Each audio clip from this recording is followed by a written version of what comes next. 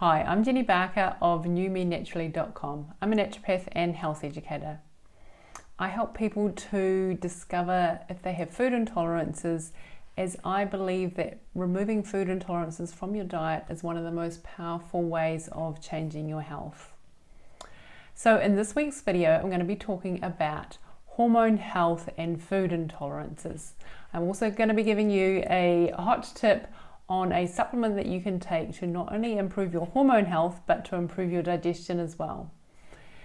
Now, the reason that I decided to do this video on this topic was because I know that there are many of you that are suffering with issues with hormone imbalances. So you might have symptoms such as heavy periods, or you might be missing your periods, you might be having bad PMS, you might be getting headaches or bloating. So there may be a number of different ways that your hormone imbalances are showing for you.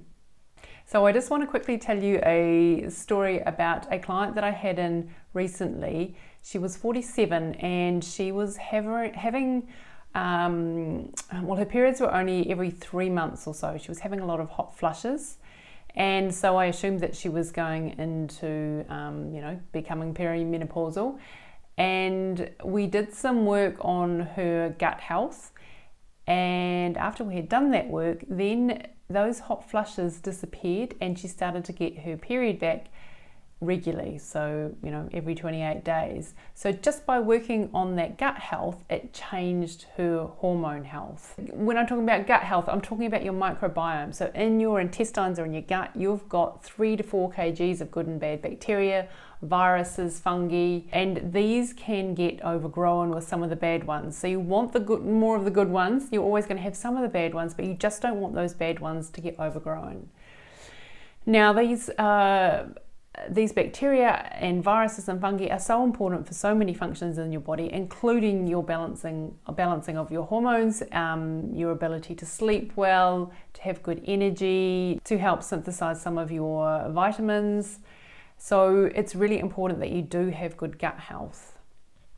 Now, one of the bacteria that you don't want overgrown in your gut can produce an enzyme called beta-glucuronidase. You don't need to know that name, but it can produce an enzyme, and what this enzyme does is it makes your body reuptake or reabsorb the estrogen. And so you can end up with estrogen dominance, where you've got too much estrogen compared to your progesterone. And with estrogen dominance, there are all sorts of symptoms, including your heavy periods, your irregular periods, and your painful periods, and there's many other symptoms of estrogen dominance. And so one of the ways that our gut can become unhealthy is if we have food intolerances. So if you've got food intolerances, if you've got foods that you're eating that your body is reacting to, then it can create inflammation in your gut or in your intestines. And this can set up a bad environment, and that allows some of those bad bacteria to overgrow. Or there could be, something like fungi, like candida, overgrowing in there, which could then give you things like brain fog. So you want to make sure that you are keeping that microbiome or your gut health really healthy. And so you want to remove those food intolerances so you don't have inflammation, so you don't create things like leaky gut. Now, if you're not sure which foods you are intolerant to, then what I would recommend, if you haven't already, is to get the free PDF download of the Food and Symptom Diary worksheet that is on our website. So if you go to our website, www.newmenaturally.com, and type in /food diary, you can pop in your email address and download the worksheet. So on the worksheet, it's got a template for a food and symptom diary. It's got a list of a number of common symptoms that you can get with food intolerances, and then it will go through step by step, and it will tell you how to assess your food and symptom diary so that you can see what are the most likely foods that are causing problems for you, and then you're going to know which foods to remove.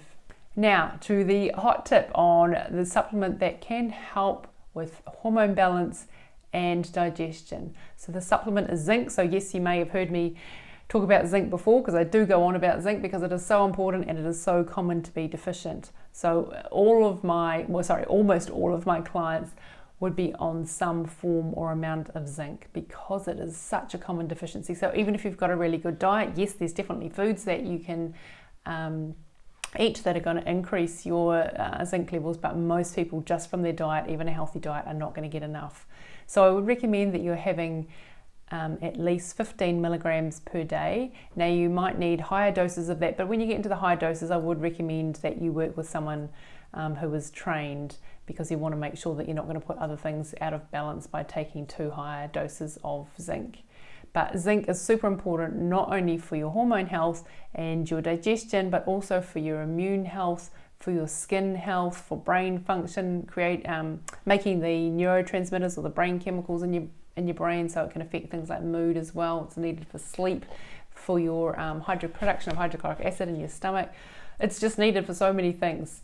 So make sure that you are getting enough zinc. So to improve your hormone health, you need to be looking at what's happening with the gut health, and one of the ways that you can do that is to remove food intolerances and take a supplement with zinc. So I hope you found this helpful. I look forward to seeing you next week. Bye for now.